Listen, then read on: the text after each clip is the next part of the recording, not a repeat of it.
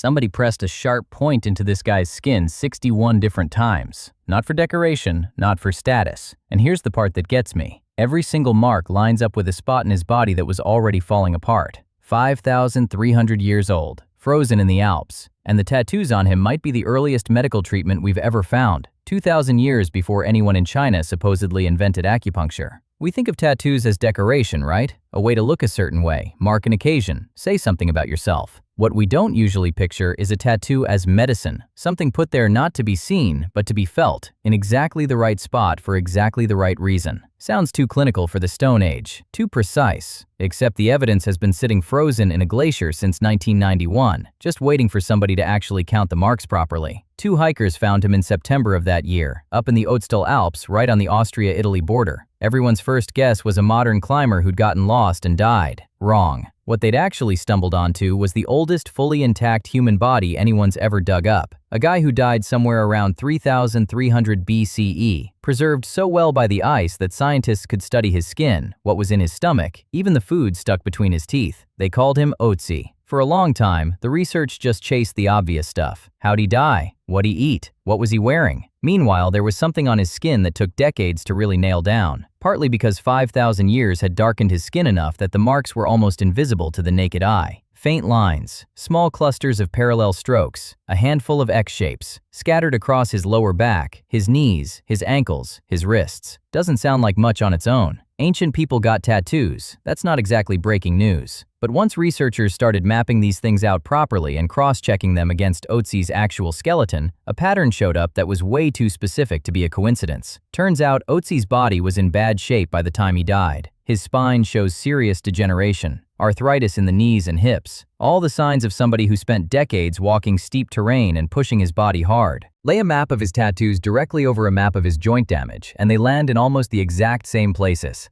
Lower back, knees, ankles. Exactly where his body was breaking down. That's not what decoration looks like. Decoration goes where people can see it. Your face, your arms, somewhere visible. Ötzi's marks are hiding in the spots that hurt. Then, in 2015, researchers ran a full imaging pass using a technique built to catch pigment that's invisible under normal light. Final count? 61 tattoos, 19 separate groupings, more than anyone had documented before. And one of the new clusters, low on his right rib cage, didn't match any joint damage at all. It lined up with something else, his gallbladder. Other tests on Ötzi had already found gallstones, plus a nasty case of intestinal whipworm. That cluster sits almost exactly where a modern acupuncturist would target for stomach pain tied to digestive trouble. And here's where it gets genuinely weird. Acupuncture as a documented medical system usually gets traced back to China, with solid records going back a little over 2,000 years.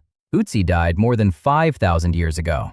If his tattoos really were functioning as targeted pain treatment, that pushes the whole idea, using specific points on the body for specific internal problems, back thousands of years earlier than we thought, on the complete opposite side of the planet from where it supposedly started. Nobody's saying Ötzi's people had a word for acupuncture or some formal theory behind it. What the evidence points to is something simpler, and honestly kind of impressive on its own. A community that had been watching, for generations probably, which parts of an aging, overworked body hurt the worst, and had built a repeatable method, sharp point plus charcoal, for marking those exact spots. Doesn't even matter if the tattooing itself did anything, or if it was just a diagnostic map recording where the pain lived. Either way, somebody was treating chronic pain like a problem you solve with a specific, targeted, repeatable method, not some general remedy, something aimed right at the source. There's actually something close to a real-world test of this. A tattoo artist in Copenhagen, working alongside a blacksmith and someone trained in Chinese medicine, recreated a set of Ötzi-style tattoos on an actual person dealing with asthma and rheumatic joint pain.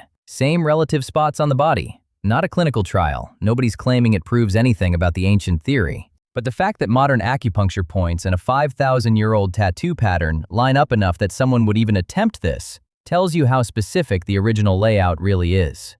I want to be straight with you here too, because it's tempting to walk away thinking Ötzi's people had medicine figured out. They didn't. This wasn't a hospital. It almost certainly wasn't painless either. Getting 61 tattoos with a bone or Bronze Age tool, no numbing, probably spread across multiple sessions over years, would have been rough on its own. And none of it saved him in the end. He died violently, shot in the back with an arrow, probably some kind of conflict, left where he fell until the ice took over. Whatever relief those tattoos gave him in life, they didn't protect him from what actually killed him. But honestly, that's what makes it feel more human, not less. Here's a guy dealing with a body that had been quietly falling apart for years. Bad knees, erect lower back, gallstones, parasites, just living through it, working through it, and apparently trying more than once over the course of his life to actually do something about the pain. Somebody in his world had a method. He used it, repeatedly, on himself. So zoom out, and what you're actually looking at isn't just a frozen body in an Italian museum.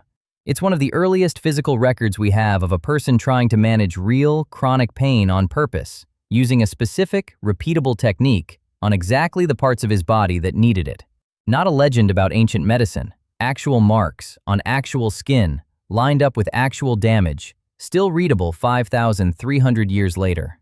So here's my question. If the only pain relief you had was a sharp point and somebody else's steady hand, how many times do you think you'd go back for it? Let me know down in the comments. Take care of yourselves. I'll see you soon.